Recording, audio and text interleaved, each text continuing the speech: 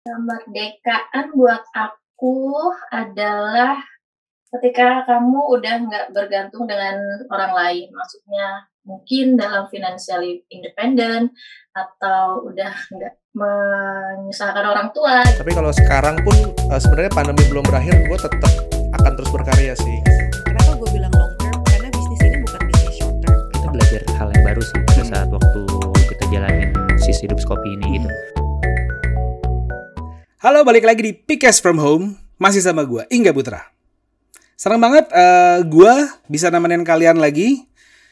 Dan sebelum gue mulai, gue pengen nanya kalian gimana kabarnya? Sobat Pikes, mudah-mudahan sehat selalu. Jaga terus protokol kesehatan. Dan kalau bisa jangan kemana-mana dulu ya. Nah, kali ini gue itu mau membicarakan tentang selebgram. Menarik nih, selebgram. Seperti biasa, sebelum gue mulai ngobrol-ngobrol santai kita, gue pengen bacain sebuah berita dari kompas.com.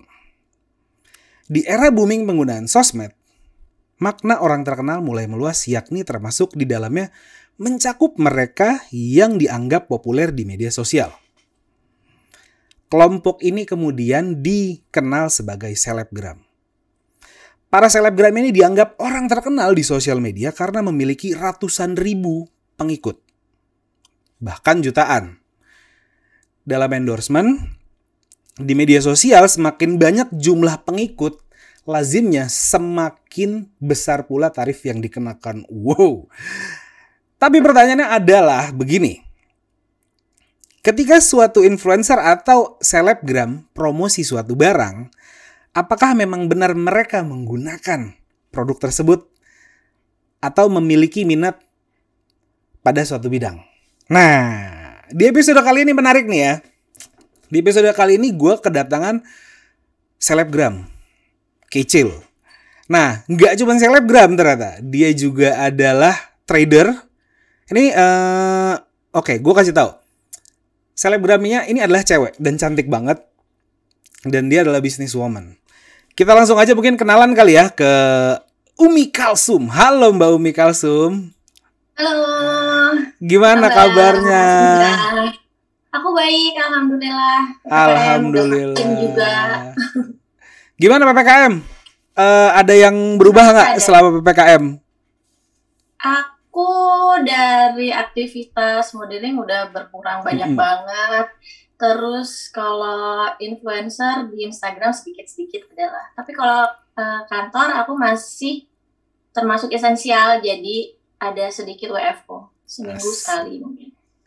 Gitu. Nah mungkin kita kenalan dulu kali ya sama Mbak Umi. Mungkin Sobat Pikes masih ada yang belum kenal sama Umi Kalsum. Karena apa? Karena kalau lu search ya, kalau lu search tadi diskusi gue sama si Umi ini adalah, kalau lu search namanya Umi Kalsum, yang keluar adalah nyokapnya Ayu Ting Ting. Iya, yang keluar nyokapnya. Sih, bener kan? Nah, coba. Kita kenalan dulu sama Umi Kalsum. Hai guys, Pinfest. Aku namanya Umi Kalsum. Aku aktif bukan dibilang content creator juga sih, cuma kebetulan aja followersnya lumayan sedikit. Gitu. Terus aku juga trader baru-baru ini. Oh, masa trader baru-baru ini? Gitu. Gila loh, gue dari tadi opening gue sampai kekes banget saking deg-degannya. Dapat narsum kece bener. Gue tadi sebenarnya di off air sebenarnya sempat kayak ngobrol-ngobrol, cuman di off air juga kayak nanti gue nggak bisa ngomong lu gue ya, gue ngomong aku kamu aja ya. Terbaper nih kita nih Bu. Iya, nggak biasa ngomong lu gue gitu. Iya. Aku aja ya. Iya boleh. Ya aku juga gitu. Udah Ami nanti gue baper Mi ya. Udah. Kita lanjut. Kamu jangan gitu kamu. Aduh kan jadi Mi, gue pengen tahu Mi, pendapat tuh dari kutipan gue barusan. Pendapat aku emang 50-50 ya, maksudnya depend on si influencernya itu sendiri, apakah dia punya kategori khusus menyeleksi produk-produk yang mau itu. Ada juga yang enggak kan, ada yang semua produk pokoknya yang penting dibayar mahal dia promote gitu. Kalau dari lu sendiri endorsement lancar? Kalau aku not too much guys. Kalau kalian expect belum MM-an baru beberapa ratus K gitu kan. Sisa aja. Jadi nih ya ada ATM. lah. Ya ada lah. Lancar ya berarti ya selama pandemi, selama PPKM ini lancar lah ya endorsement ya. Ya lumayan. Pokoknya ada lah red card-nya. Oh, ada red card-nya. Itu lu kalau masuk gitu biasanya kalau endorsement ya ada orang mau endorse gitu ya. Itu biasanya lu filter lagi nggak sih atau misalkan ada beberapa yang boleh atau do's and don'ts atau gimana sih lu gue nggak tahu nih, gue sebagai orang awam gue pengen tahu lu sebagai kayak gimana tuh, ceritain dong. Nggak mau sembarang promote produk juga kan, yang kayak seumpamanya kalau skincare dia udah harus ber-BPOM. Aku juga lihat juga backgroundnya dia gimana-gimananya, nggak mau merugikan orang lain. Terus ada juga kan sekarang yang kayak produk kayak judi online kah atau investasi bodong gitu, banyak banget yang DM kayak bisa nggak endorse dia kayak, dan dia mau bayar mahal banget, which is kayak 5 juta ke atas gitu. Tapi aku nggak mau lah, nggak berani, karena itu nggak legal kan menurut aku. Jadi nggak semua aku promote. Terus kadang juga ada yang free endorse, kadang aku kasih seperti produk kayak makanan, minuman yang emang sekiranya untuk membantu aja, itu aku kasih free biasanya. Kalau ngomongin free endorse nih ya, kan sekarang kan di sosial media ada beberapa temen gue yang mungkin mereka juga masuknya selebgram gitu ya.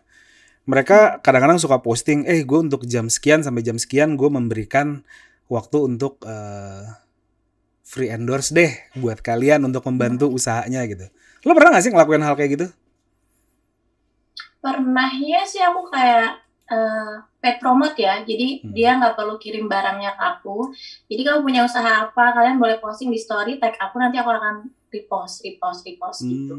Apalagi selama PPKM gini kan, saling nolong aja. Terus kalau nggak, teman punya bisnis coffee shop kah atau apa, kan nggak mungkin aku kayak narifin gitu kan. Jadi ya udahlah. Oke, let's say gini, gua misalkan gue punya mie ayam gitu ya. Gua nggak kenal sama lu gitu misalkan. Gua kayak lu nggak tahu gue nih siapa gitu, tiba-tiba gue ngirimin lu mie ayam gitu kan. Cuman lu kayak misalkan gue let's say gue fans lu gitu ya, gue fans lu di Instagram gitu. Nih ini ada hadiah buat lu, mie ayam gitu ya, let's say kita ngomongin mie ayam, ini ada hadiah buat lu. Itu bakalan maksudnya gue sih berharap kayak diposting nggak ya sama Umi ya gitu. Itu kira-kira lu posting nggak, Mi? Aku tergantung lihat Instagram si produknya dulu sih. Maksudnya dia benar-benar ada usahanya enggak, atau cuma tipu-tipu. Soalnya banyak yang tipu-tipu juga, terus nggak tahu juga kan ini kalau kan diracun makanan gimana gitu kan. diracun. Enggak, ini kan maksud gue kan ini makanan gitu ya. Oh iya, takutnya diracun ya lu ya. Nggak juga sih. Enggak, tapi itu menarik sih, itu menarik sih. Kalau ada Instagramnya jelas semuanya mie ayam Inga enak banget, ya pasti gue repost lah. Kalau seumpamanya kan ada juga yang DM tapi dia itu Instagramnya kayak kosong, terus followersnya sedikit, itu kan nggak meyakinkan dong. Itu biasanya buat gangguin aja tuh ya kalau kayak gitu ya. Iya, buat iseng-iseng supaya dibales gitu kan. Itu banyak tau yang kayak gitu. Oh iya? Apalagi followers aku kan udah, maksudnya mungkin karena aku dulu model kan, jadi isinya feed-nya tuh kayak portofolio aku foto gitu. Yang follow tuh udah kayak peternakan buaya gitu. Jadi kayak ya 70% laki-laki, 30% perempuan, kan ada insight-nya gitu. Oke. Lu setuju gak sih kalau lu tadi barusan ngomong portofolio gitu ya. Lu misalkan lu ngelamar pekerjaan gitu ya. Bisa gak ya lu kalau zaman sekarang gitu lu ngomongin pekerjaan gitu kan, lu ngelamar pekerjaan kan masih lewat CV, gue kirimin CV gitu ya. Bisa gak ya somehow gitu tiba-tiba Instagram bisa jadi CV lu gitu. Kebayang gak sih lu kayak gitu? Bisa banget sih. Apakah lu kayak gitu karena juga? Aku mengalami itu sih. Maksudnya aku mengalami itu. Oh ya? Coba gue pengen tahu, ceritain dong kayak gimana dong. Jadi aku banyak kenal orang-orang yang emang backgroundnya bagus, maksudnya business person lah gitu, dari si Instagram itu sendiri, karena mereka melihat dari feed Instagram aku. Jadi kayak kan banyak juga sih sekarang kayak yang lebih terkenal, mereka bikin kayak personal branding gitu.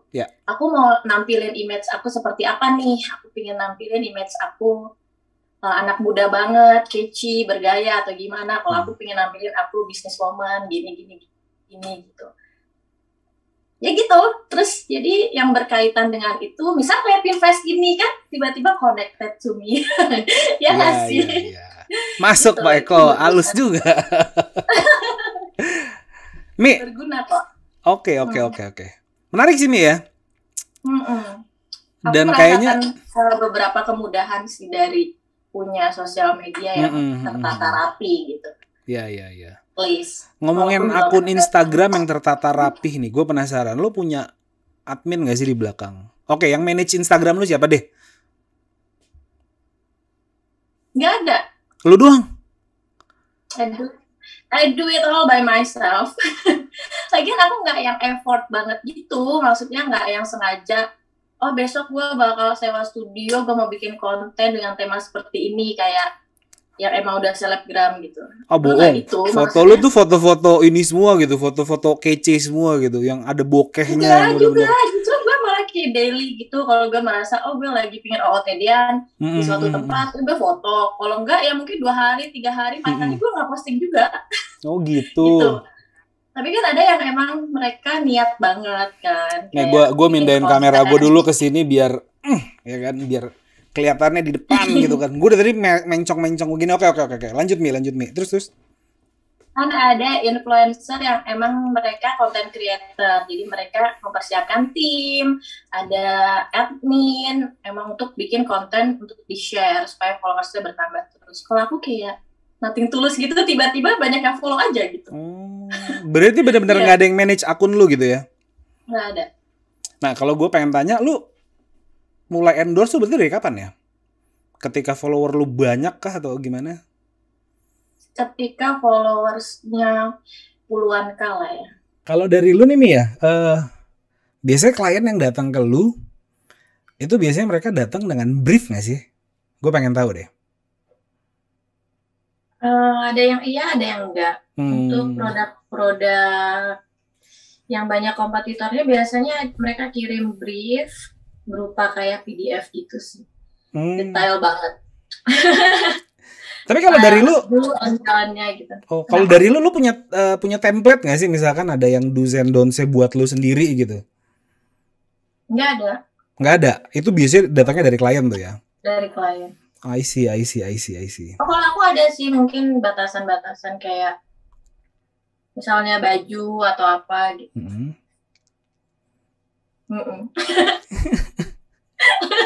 Iya. Kalau ada yang endorse baju terlalu pendek kah atau gimana, aku nggak mau. Tapi kalau untuk klien paling aku kasih tahu barangnya aja, cuma nggak aku pakai. Oh gitu. Kalau terlalu seksi gitu nggak bakalan lu pakai gitu ya? Tapi pernah ada yang lu tolak nggak? Apa? Selain dari si judi online, ada yang pernah lu tolak lagi nggak? Biasanya kalau budgetnya nggak sesuai gitu sih. Oh iya, tadi kan lu di bawah lu ngasih tahu red card deh kayaknya ya. Iya, soalnya kan produknya kayak misal skincare, kan itu beresiko misalkan orang pakai nggak cocok atau gimana, itu aku kan beban juga dong untuk mengasih informasi ke orang. Oke. Nggak mungkin dikasih yang minim, beda sama makanan kan beda makanan. Kalau ngomongin soal red card nih, biasanya gue nggak ngerti ya paket setiap ini beda-beda gitu ya, setiap selebgram gitu kan beda-beda. Ada orang yang memberikan paket itu misalkan contoh gitu ya, gue pernah dengar gitu kan. Oke, kalau untuk di feed rate sekian gitu, cuman untuk ditaruh di feednya dia itu hanya sebulan aja gitu. Lo kayak gitu juga nggak? Kayak gitu. Hanya durasinya sebulan, habis itu lo take out lagi gitu ya? Ada yang seminggu, 2 minggu, sebulan. Oh itu udah rapi tuh ya, lu bikin red cardnya tuh ya? Iya. Sadis. Tapi nggak mahal kok, Bun. Iya bun. Iya, Bun.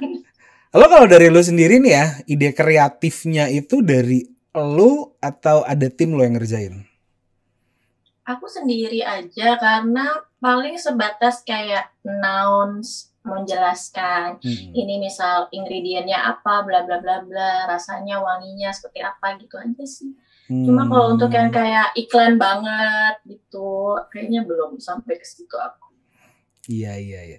Nih gue pengen tahu dong Mi, lo kan tadi sempat mention tentang netizen lo yang apa namanya, geng apa tadi lo bilang? peternakan buaya. Peternakan buaya. Coba dong, gue pengen tahu. Lo punya cita-cita lucu gak sih dari situ? Gue pengen tahu deh. Yang lucu banyak, karena itu salah satu hiburan aku sih. Kalau aku lagi bete gitu, PPKM, weekend kan nggak bisa lihat market ya. Duh ngapain ya gitu. Aku bikin Q&A di story. Dan jadi nanya, enaknya ngapain ya guys? Atau pantun dong guys gitu. Mereka tuh jawabin tahu lucu-lucu. oh ya? Ya, even mereka, aku nggak tahu mereka siapa dan kayak apa orangnya. Ada yang aneh-aneh gitu gak sih? Lo kan ya kalau misalnya kita Aneh-aneh lihat nih ya apa? followers itu rata-rata kebanyakan anak laki gitu kan. Yang aneh-aneh gitu ada gak sih? Yang nge-DM lo aneh gitu. Ada banget gue sampai aku tahu. Tapi sekarang Instagram udah bagus sih. Jadi dia sekarang bisa ngeblok orang dan akun-akun palsu berikutnya. Jadi gitu. sekali diblok akan hilang selamanya gitu. Waduh. Iya. Sorry ya. Dulu tuh ada yang udah aku blok, dia bikin baru lagi. Udah diblok, bikin baru lagi. Dan Niat ya? dia itu kayak takut sih, karena dia kayak mau tahu rumah aku di mana, terus ngirim kata-kata panjang lebar, nge-repost foto aku di Instagramnya dia dengan caption yang aneh-aneh, takut. Waduh, tapi pernah tuh kejadian tuh ya? Iya. Ya ampun. Kayaknya agak, ya entahlah ya apa yang terjadi dengan dia, tapi sekarang aku bersyukur sih ada cara itu. Tapi pernah ada yang lu blok? Banyak. So far banyak gak yang lu blok? Banyak banget pasti ya? Banyak banget. Ada yang boleh nggak sih diomongin? Boleh. Ada yang dia tuh kayak ngirim sesuatu. Ngirim gambar deh pasti. Iya. Iya banget kan? Boys please jangan melakukan hal itu ya boys. Please itu. deh. Iya. Keep it for yourself please. Seriusan ada yang kayak gitu? Ada. Apa karena salah gue apa sih? Tapi lu bisa gak sih laporin kayak gitu tuh kalau misalkan netizen yang aneh-aneh, yang rese-rese gitu? Bisa aja sih. Kalau ke-track ya? Ya kalau ke-track. Tapi aku belum sampai yang terganggu banget sampai ke dunia nyata gitu. Jadi aku ya oke lah. Taruh di situ aja gitu ya? Ya taruh di situ sebatas. Oke. Lalu kalau apa ya? Karir. Gue pengen tanya soal karir lo. Karir gimana nih sekarang? Perkantoran apakah masih online atau ada yang offline juga, meeting apa segala macam? Kebanyakan of course online ya, tapi ada beberapa yang offline, kayak aku visit ke kantorku, ke kantor klienku masih ada. Tapi untuk meeting di luar itu udah nggak bisa. Jadi lebih banyak mengadakan meeting itu di online aja ya? Lo ngerasanya apa sih bedanya lo kalau lo meeting online dengan meeting offline? Ada nggak sih gregetnya yang kurang gitu loh? Sangat ada. Karena kan aku mungkin untuk orang yang udah biasa menjadi investor atau investasi, ini ngomongin investasi ya? Boleh. Di bidang investasi, jadi untuk yang udah ngerti mungkin nggak perlu explanation lagi, cuma perlu tahu latar belakang perusahaan aku gitu kan. Cuma kalau untuk orang yang nol sama sekali gitu, aku harus explain dong. Maksudnya tekniknya gimana, backgroundnya gimana, dan untuk meyakinkan orang itu tuh kalau ketemu langsung lebih enak sih, maksudnya psikologisnya gitu. Karena orang zaman sekarang aja mau jawab telepon tuh males ya nggak sih? Gue iya. Gue termasuk yang iya. Iya kan, orangnya teks banget. Ada orang yang telepon banget, ada orang yang teks banget. Jadi susah juga mau explanation macam-macam lewat teks, itu susah sih. Jadi menurut tuh lebih mudah menyampaikan sesuatu kalau lu ketemu in person gitu kan? In person. Mungkin lu bisa menjelaskannya dengan kayak, jadi gini loh Pak. Enggak juga.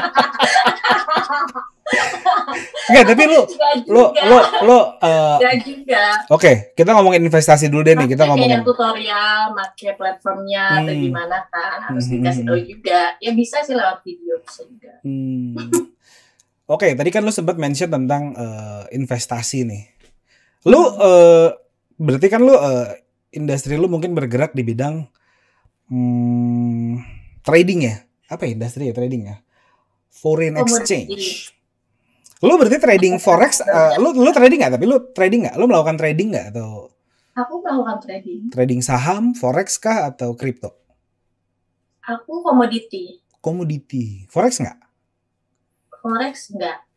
Maksudnya Mm-mm. aku sendiri. Mm-mm. Pribadi aku nggak main Forex. Tapi kalau klien-klien ada yang main Forex. Kalau Kalau kripto enggak juga, karena selentingannya entahlah ya. Ntar gue digeruduk orang-orang yang main kripto lagi. Tapi kalau lu di komoditi ini, komoditi itu kan ada emas, oil gitu-gitu ya berarti ya? Iya. Percuanannya Ya, gimana menurut emas, lu di oil, tahun 2021 ini deh? Atau dari mulai 2020 deh percuanannya gimana?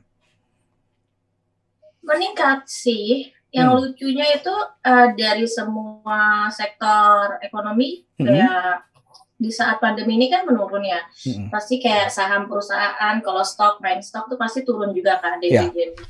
Tapi kalau komoditi meningkat dong, karena itu aku main komoditi. Lebih spesifiknya sih gold aku mainnya. Bukan main sih ya, trading ya. Kalau main kan main game.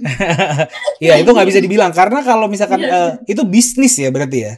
Kita nggak bisa bilang, not a game. Maksudnya it's not a game. lo main trading gimana? Kayak kurang pas gitu ya. Iya, kurang pas. Mungkin lebih bijak aja kalau kita bilang kayak lo trading di mana gitu ya. Iya, karena kan kita menggunakan uang asli kan ya di situ, bukan uang bohongan. Iya kan?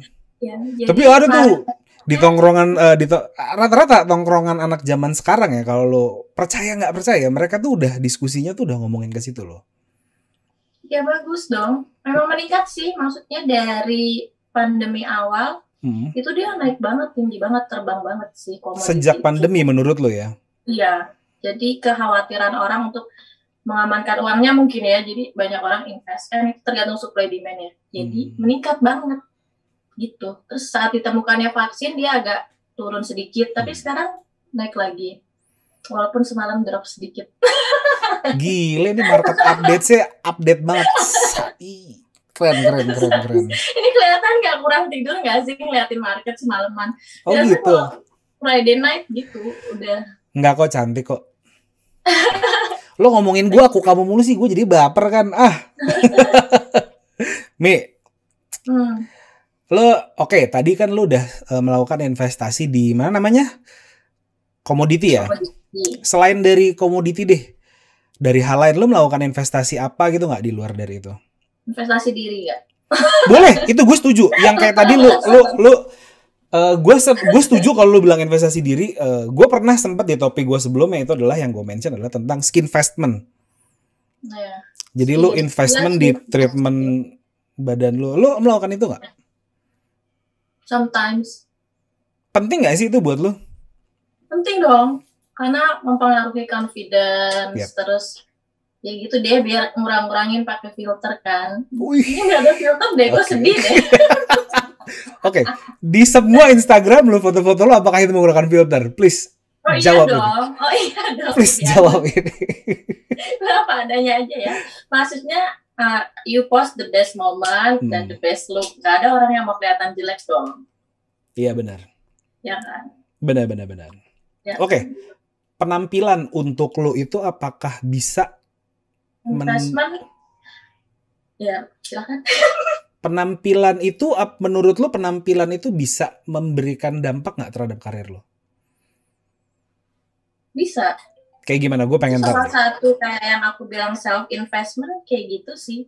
Bisa dari skin investment, dari performance juga, itu menurut aku investment. Dan barang-barang yang kayak apalah itu juga investment sih menurut aku.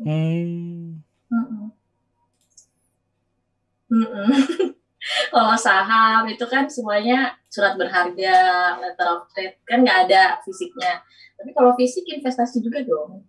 Oke, Mi, semakin banyak orang yang ngomongin investasi. Menurut lo ini adalah sebuah hal yang positif atau enggak dari sisi lo, Mi?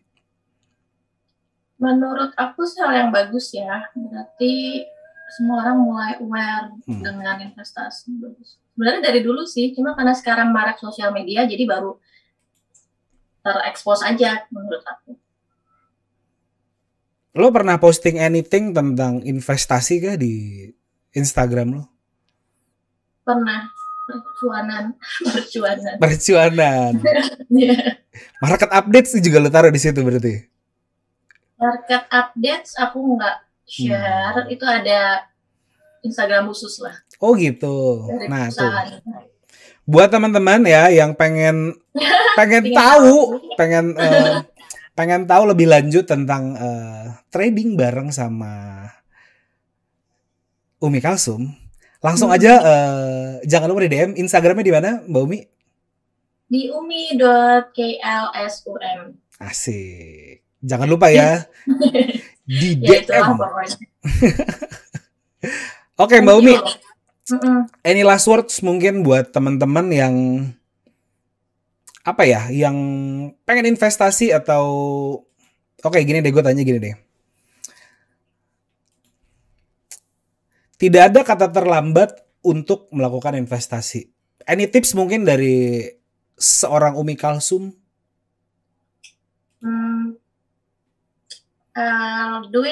Lakukan investasi as soon as possible. Ketika kamu udah punya penghasilan, sisihkan sekian persen untuk berinvestasi. Karena aku agak sedikit menyesal karena baru investasi ya. Karena dulu aku kayak spending money untuk party-party lah, apalah waktu muda, dan itu yang seharusnya bisa dijadikan untuk investasi. Atau beli barang-barang yang konsumtif banget, itu seharusnya bisa dijadikan investasi. Jadi sebelum itu jadi penyesalan, lebih baik investasi dari sedini mungkin. Oke. Semenjak kamu punya penghasilan, sisihkan sebagian untuk investasi. Pertanyaan terakhir buat lu. Berhubung kita sudah mau mendekati kemerdekaan nih. Ya. Cie. Apa makna kemerdekaan buat seorang Umi Kalsum? Kemerdekaan buat aku adalah ketika kamu udah nggak bergantung dengan orang lain. Maksudnya mungkin dalam financially independent atau udah nggak menyusahkan orang tua gitu. Jadi ketika kamu bisa berdiri sendiri, bisa memenuhi keinginanmu, kebutuhanmu dengan dirimu sendiri, itu cukup. Gitu. Keren. Gue setuju banget soal itu. Berdiri di kaki sendiri. Maksudnya ada orang yang harus depending dengan Yes.